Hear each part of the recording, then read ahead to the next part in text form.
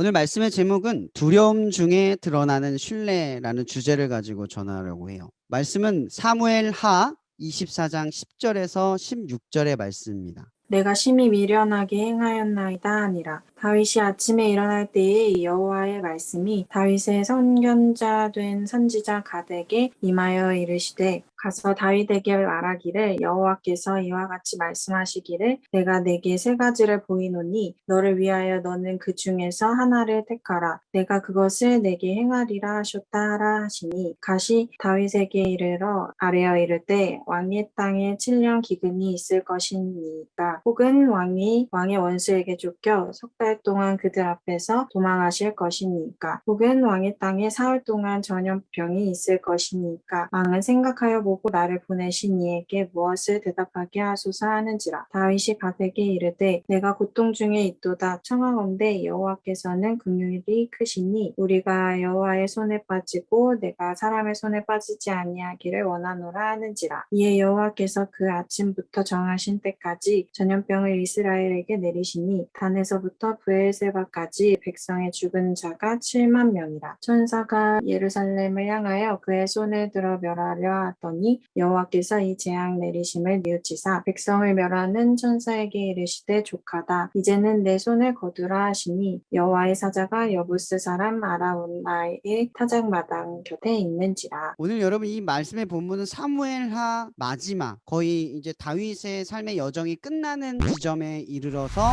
나타나는 다윗의 가장 마지막 죄, 세 번째 중대 범죄 중에 하나예요. 어떻게 보면 다윗의 삶을 보면 그렇게 위대하지도 그렇게 대단하지도 그러면서도 또 어떤 면에서는 너무나 위대하고 너무나 따라하기 힘든 모습들이 다윗에게 공존하고 있다는 것을 우리가 좀 느끼게 돼요. 다윗은 보통의 사람이었어요. 보통의 사람이 하나님을 믿으면 위대해질 수도 있지만 반대로 하나님 안에 살면서도 하나님 없이 살아갔을 때 얼마나 긍악무도한 존재가 될 수 있는가, 그 단편적인 모습을 보여주는 존재, 그 극명한 존재가 바로 다윗이다라는 것을 우리가 생각해 볼 수 있다라는 거죠. 이 인구조사가 왜 심각한 죄였을까요?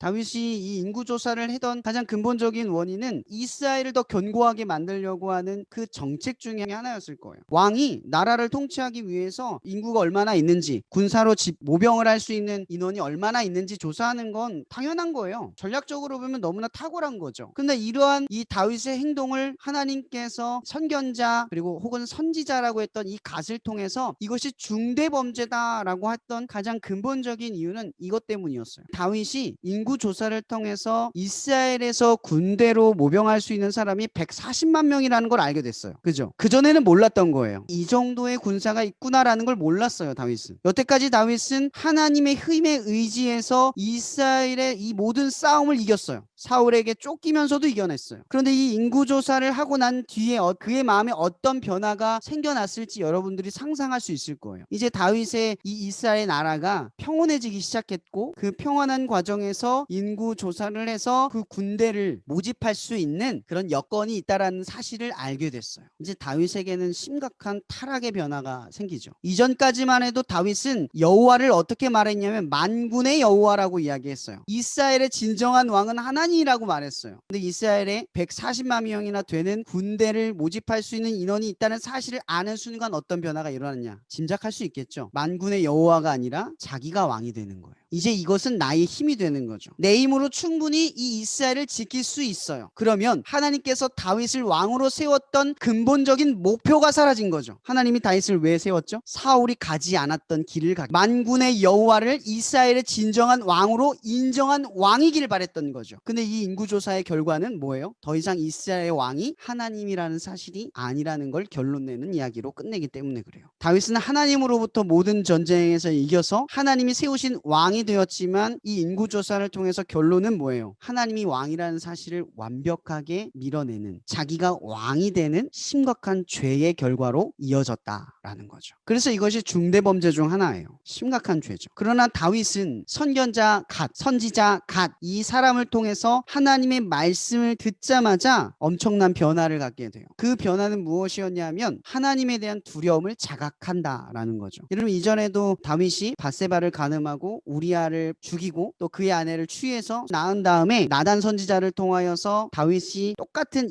지금 이 말씀의 상황처럼 똑같은 말을 듣게 돼요. 그때 다윗도 시편 51편에서 뭐라고 말하냐면 여호와여 나를 떠나지 마옵소서. 하나님에 대한 심각한 두려움을 표현을 해요. 사람에 대한 두려움, 사람들이 나를 어떻게 볼까 하는 두려움, 혹은 나의 신앙적인 것을 평가받을 것 같은 두려움, 또한 내가 여태까지 하나님을 위해서 살아왔던 삶이 사람들에 의해서 잘못 믿고 있다, 혹은 나의 신앙이 잘못됐다 라고 판정받을 것 같은 두려움이 있어요. 그죠? 여러분들도 똑같지 않아요? 하나님을 열심히 믿고 그리스도인으로 살아가잖아요. 열심히 믿지 않아도 그리스도인으로 살아간 여러분들이 세상 사람들과 똑같이 죄를 지을 때 그 일어난 결과로 인해서 여러분들이 느끼는 가장 첫 번째 두려움, 마주하는 두려움, 사람들이 나를 어떻게 볼까? 내가 이걸 어떻게 책임질까? 그게 제일 먼저 여러분들에게 찾아올 거예요. 곰곰이 한번 생각해 보세요. 여러분, 그리스도인들의 두려움은 하나님을 두려워하는 것에 있어요. 죄를 지었을 때 즉각적으로 사람들이 나를 어떻게 볼까? 이 죄를 어떻게 책임질까가 중요한 게 아니에요. 그리스도인들의 두려움은 죄를 지었을 때, 그 죄의 결과가 내게 왔을 때, 혹은 이 말씀을 통해서 내 마음에 두려움이 생겼을 때 무엇을 두려워하냐의 문제죠. 하나님을 두려워하면 하나님의 긍휼에 의지할 것이고, 사람을 두려워하면 여러분들은 책임질 것에 두려움에 사로잡히게 될 거예요. 문제를 책임지려 하면 두렵죠. 그러나 하나님의 긍휼, 이 죄의 문제, 이 죄의 결과에 대한 두려움보다 하나님을 두려워한다면 세상이 나를 어떻게 볼까라는 그 문제에서 해방되게 될 거예요. 오히려 하나님의 긍휼에 매달리게 될 거예요. 여러분들, 우리가 습관적으로 어떤 문제에 봉착했을 때 우리도 모르게 어떤 두려움에 보통 사로잡히세요? 죄를 통하여서 우리는 두 가지 감정을 느낄 수 있거든요. 오늘 다윗이 세 가지의 제안을 받아요. 첫 번째는 7년의 기근, 두 번째는 석 달 동안 원수에게 쫓겨가는 생활, 마지막으로는 사흘 동안 전염병이 있을 거라는 제안. 이 세 가지 중 다윗은 선택을 해야만 해요. 전 사실 이 본문을 예전에 읽었을 때 왜 하나님께서 전염병으로 결론을 내렸을까 이해를 잘 못했어요. 다윗이 대답한 것 같지 않았거든요. 회피한 것처럼 느껴졌단 말이에요. 근데 사실은 대답을 한 거예요. 뭐라고 대답을 하냐면 오늘 14절의 말씀이 사실 핵심이에요. 다윗이 가세게 이르되 내가 고통 중에 있도다 청하건대 여호와께서는 긍휼이 크시니 우리가 여호와의 손에 빠지고 내가 사람의 손에 빠지지 아니하기를 원하노라 하는지라. 여러분 보세요. 7년의 기근이 생기면 백성들은 누구를 원망하게 되어 있어요? 다윗을 원망하게 되어 있어요. 다윗의 죄로 인해서 7년의 기근이 생기면 이 문제는 사람의 매예요. 석 달 동안 원수에게 쫓기는 건 뭐예요? 똑같은 문제죠. 사람의 매예요. 끝으로 마지막 전염병은 뭐예요? 하나님이 이스라엘과 다윗에게 내리는 매예요. 그러니까 사람들이 나를 치는 매보다 하나님이 나를 치는 매를 선택한 거죠. 저는 이 본문을 이해를 못했는데 가만히 읽다 보니까 이게 이해가 됐어요. 다윗은 사람에게 맞는 것보다 하나님에게 맞는 쪽을 선택한 거예요. 근데 그 이유의 까닭을 뭐라고 이야기하냐면 여호와의 긍휼이 크시기 때문이다 라고 결론을 내려요. 다윗이 살아보니까 사람들에 의해서 내가 매맞고 살아가는 것보다 오히려 하나님에게 맞아서 긍휼을 구하는 것이 더 낫다, 그걸 인정하는 거예요.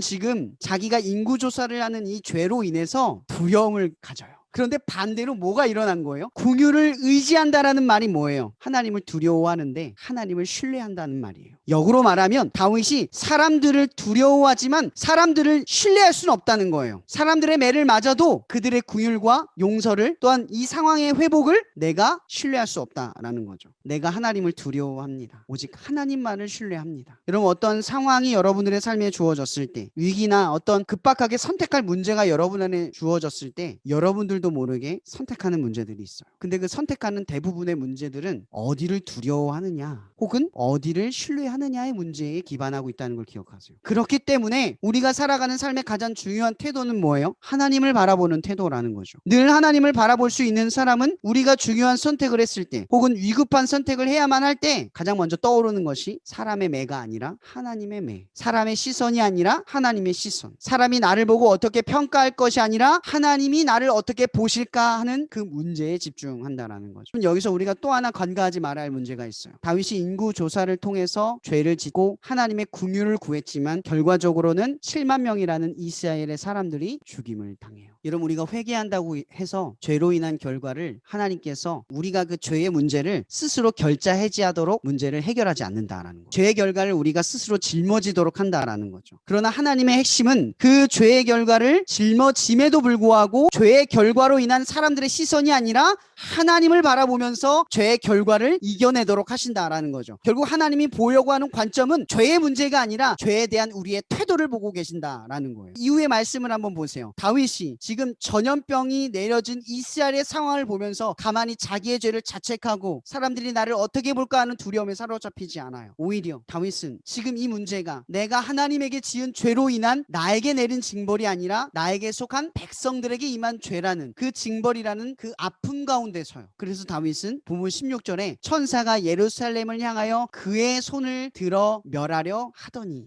여러분 이거 한번 보세요. 다윗이 가만히 있는데 천사의 형상이 보였을 것 같아요? 가만히 문제 앞에 서 있는데 보였을 것 같냐라는 거죠. 아리우나 그 타작 마당에서 심판하시는 그 여호와의 사자이신 그 천사를 어떻게 다윗이 발견했냐는 거예요. 다윗이 전염병이 백성들에게 7만 명이 죽는 이 사흘 동안 어떻게 시간을 보냈을까? 여기에 핵심이 있다라는 거죠. 사흘 동안 7만 명이 되는 이스라엘 백성이 죽음을 당하는 그 상황 속에서 다윗은 이제 조금 있으면 죄의 문제가 해결될 거야. 이제 더 이상 이 죄의 수치가 내게 없어. 그러한 상황 속에서 이 문제를 바라보면서 평온한 가운데 그 문제를 넘어선 게 아니에요. 다윗은 통회하는 마음을 가지고 이 죄의 결과로 인해서 하나님께서 내게 맡기신 영혼들, 이 이스라엘의 백성들의 죽음, 여기에서 아픔을 느끼고 절규하듯이 주님을 바라봐다라는 게 핵심이에요. 제가 이것을 무슨 근거로 말할 수 있냐면, 예전에 다윗이 바세바를 통해서 얻은 아들 여디디아라고 했던 그 아들을 얻기 전에 아들이 하나가 있었어요. 선지자를 통해서 말해요. 그 아들이 반드시 죽을 것이다. 근데 그때 다윗이 어떻게 하는 줄 아세요? 아들이 죽어가는 그 시점부터 죽는 그 순간까지 다윗은 성경에서 뭐라고 이야기하는 줄 아세요? 눈물을 흘리며 금식하며 아파하며 기도하였더라라고 이야기를 하고 있어요. 오히려 백성들과 그를 바라보는 관리들이 혹여나 어떻게 될까봐 두려워하는 마음으로 바라볼 정도로 다윗은 통회하는 심령으로 그 아들의 죽음을 슬퍼하고 여호와의 궁유를 간절히 구하고 매달렸어요. 그러나 결국은 어때요? 그 아들이 죽어요. 오늘의 결과도 똑같은 거예요. 다윗은 그렇게 하나님이 하실 거라는 걸 알고 있어요. 그러나 핵심은 이 문제의 주권은 하나님이 붙들고 있기 때문에 궁유를 바랄 대상은 하나님밖에 없다라고 하는 명백한 사실을 다윗은 알고 있다라는 거죠. 여러분의 삶의 문제가 갑자기 닥쳐와요. 마치 여러 가지 문제의 방법들로 그 문제를 해결하기 위해서 인터넷도 찾아보고 여러 가지 이야기들도 주변에게 물어보기도 할 거예요. 그런데 한번 그 문제를 곰곰이 살펴보세요. 그 주권이 어디에게 있어요? 여러분들이 방법을 찾은들, 문제를 해결할 이야기를 듣고 위로를 얻은들, 그 일을 해결할, 결자 해지하셔야 그 주권은 누구에게 있냐고요? 여러분이 해결할 수 있어요? 결국 해결 못해요. 주권은 하나님에게 있어요. 그 문제는 하나님이 해결을 하셔요. 그런데 우리는 어때요? 사람을 두려워하고 세상의 방식을 신뢰해요. 자연스럽게 그렇게 물들어가지 않았어요? 여러분의 삶의 방식이 자연스럽게 하나님을 두려워하고 하나님의 궁유를 신뢰하면서 오히려 그 모든 송사, 죄의 결과가 결국 내가 책임질 수 없는 결과일지라도 하나님을 신뢰하면서 그 상황을 지그시 바라보면서 주님을 신뢰하면서 맡겨드리고는 계시다는 거죠. 그러한 태도가 여러분들에게 일반적으로 자라나고 있냐라는 거예요. 시편 13편 5절에 이런 말씀이 있어요. 그러나 나는 주님의 한결같은 사랑을 의지합니다. 주님께서 구원하여 주실 그때에 나의 마음은 기쁨에 넘칠 것입니다. 시편 13편은 이 내용만 있는 게 아니에요. 그 전에 뭐라고 이야기하는 줄 아세요? 주님이 언제까지 나를 잊으시렵니까? 영원히 잊으시렵니까? 언제까지 나를 외면하시렵니까? 언제까지 나의 영혼의 아픔을 견뎌야만 합니까? 언제까지 고통을 받으며 괴로워야 합니까? 언제까지 내 앞에서 의기양양한 원수들의 꼴을 보고만 있어야 합니까? 나를 굽어 살펴 주시옵소서. 나에게 응답하여 주시옵소서. 주 나의 하나님, 내가 죽음의 잠에 빠지지 않게 나의 눈을 뜨게 하여 주시옵소서. 나의 원수가 내가 그를 이겼다 말할까 두렵습니다. 내가 흔들릴 때에 나의 대적들이 기뻐할까 두렵습니다. 근데 오늘 본문 5절에 이렇게 말하는 거예요. 그러나 나는 주님의 한결같은 사랑을 의지합니다. 다윗의 상황이 바뀐 게 아니에요. 다윗은 지금 자기가 해결할 수 없는 이 문제 앞에 서 있어. 너무 억울하고 답답하고, 심지어 그렇게 억울하고 답답하지만 다윗 또한 죄인에 불과해요. 주님 앞에 당당하다고 말할 수가 없어요. 이 죄의 결과는 다윗이 반드시 넘어서야만 해요. 그런데 그런 다윗이 기도하며 변화를 겪게 돼요. 나는 주님의 한결같은 사랑을 의지합니다. 지금 이 상황에 내가 의지할 것은 변함없는 당신의 사랑뿐입니다. 그게 뭐예요? 예수 그리스도. 여러분, 예수는 하나님의 사랑입니다. 그가 우리를 어떻게 사랑하는가를 이 예수를 보면 우리는 알 수 있어요. 죄인을 의롭다 하시고 죄인으로 판결받은 우리에게 죄 없다 하시며 하나도 의로울 거 없는 우리를 의롭다 하시는 겁니다. 우리가 긍휼함을 받을 만한 자격이나 조건, 그러한 삶을 살아내서가 아니라 일방적인 하나님의 은혜가 우리를 의롭게 하셔서 그분의 사랑을 당연하게 부어줄 수 있는 존재로 만드신 게 예수 그리스도예요. 여러분, 우리는 의로워서 하나님의 긍휼을 받는 존재가 아니라 주님의 한결같은 사랑 덕분에, 그 예수 덕분에 그분을 의지하고 그분의 긍휼을 바랄 수 있는 것이라는 사실입니다. 여러분, 두려움 중에 신뢰할 수 있기를 바랍니다. 여러분의 삶에 어떠한 선택, 그것이 중요하든 중요하지 않든, 그러나 그 선택을 우리가 하게 될 때 우리의 삶의 태도를 결정하게 만드는 이 두려움과 이 신뢰함이 여러분들이 그리스도인다움으로 성장하게 만드는 하나님의 축복이기를 간절히 소망합니다. 기도하고 마치겠습니다. 하나님, 주님의 한결같은 사랑을 우리는 신뢰하지 못할 때가 참 많았음을 고백합니다. 그러나 당신은 사랑이 넘치시고 우리가 감히 이해할 수도 없고 형용할 수 없는 그 사랑의 신비를 우리 가운데 베푸셨습니다. 우리는 여전히 예수를 믿고 있지만 예수의 사랑의 크기에 늘 오해하고 그 사랑의 크기를 감히 상상할 수 없는 그러한 삶을 살아냅니다. 우리는 수많은 죄 가운데에서, 우리의 연약함 가운데서 더욱 발견합니다. 하나님의 긍휼이 나 같은 죄인에게 아무 조건 없이, 아무 자격 없는 내게 하나님의 한결같은 사랑 덕분에 내게 일방적으로 그 은혜가 부어지고 있다는 사실을 시인합니다. 하나님, 우리도 모르게 우리의 힘을 과신하고 세상의 방식을 의존하고 사람의 시선을 두려워하면서 나도 모르게 하나님의 자녀답지 못한 선택을 하게 만들었던 수많은 죄악을 떠올려 보면서 이 시간 회개하오니 우리로 하여금 그러나의 반전이 일어날 수 있게 도와주시옵소서. 주님의 한결같은 사랑을 의지하면서 죄의 문제나 삶의 고난 앞에서 살아내는 힘을, 그 지혜를 우리가 깨닫게 하여 주시옵소서. 오늘 이 말씀을 통하여서 우리의 삶이 더욱더 하나님 안에 자라나기를 간절히 바라오며 살아계신 예수 그리스도 이름으로 기도합니다. 아멘.